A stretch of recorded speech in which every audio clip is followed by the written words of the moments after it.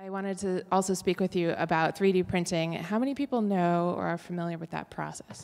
I'm going to tell you anyway because it's already in my slides. So 3D printing essentially works by slicing into very, very thin slices an object and then printing in this way, layer by layer. And you can do it, anything really that can be extruded, we're already printing. So chocolate here, or cheese, or cookie dough, but also plastic, usually ABS plastic or other kinds of plastic. And you can make very durable, one-of-a-kind or small-of-a-kind items. And a lot of the ones that are being sold are very small desktop printers right now, but you can also have very large ones.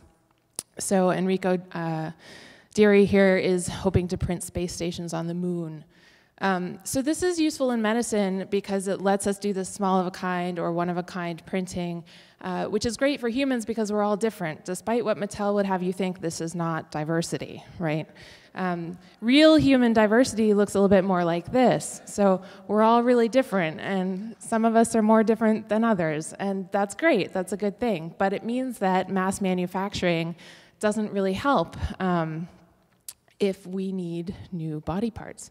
Because when Barbie loses a leg, right, she can just pop on a new one from the Mattel store because they're all the same.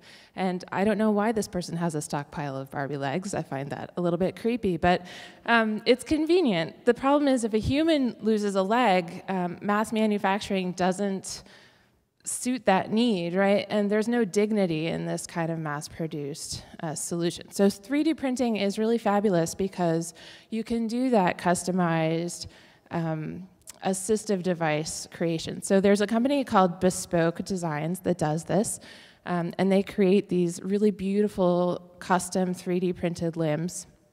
And they're great because they're about 1/10 the cost of a traditionally manufactured unit. I don't know why okay. They're about 1/10 of the cost, they're much more durable, and they're dishwasher safe, which is really great. You can just advance to the next slide, because, yeah, right, lolcat's not dishwasher safe. So there's a lot of advantages to this process and to this material. And the cool thing is that what they do is they actually scan the surviving limb and then mirror image that. So you're actually having your own personal morphology recreated. And a lot of people, this is a very emotional thing. They say, I haven't felt that there. And once you go beyond morphology, you can actually go to this kind of custom design and self-expression. And there's real emotional power there. And that kind of personalization changes people's lives. So 3D printing is powerful in this way. It can also be used for external assistive devices. Some of you may have seen the news piece on this little girl. Her name is Emma. She has a condition called, oh boy, here we go, arthrogryposis multiplex congenita, AMC. So her muscle tone is weak, and she needs this kind of external assistive device to let her move her arms. It gives her a mechanical advantage, but it was stuck for a long time to this big metal pole, and it was too heavy for a small 2-year-old like she was. And so they started using 3D printing to create this lightweight assistive device that could be attached to a custom jacket, and every time she grows and outgrows it, they just print a new one. And or if a part breaks, because even though the ABS plastic is very durable, sometimes it does break, they can just print a new one and give it to her that same day. So this is researcher Whitney Sample. He's the creator of this device, which is called the Rex.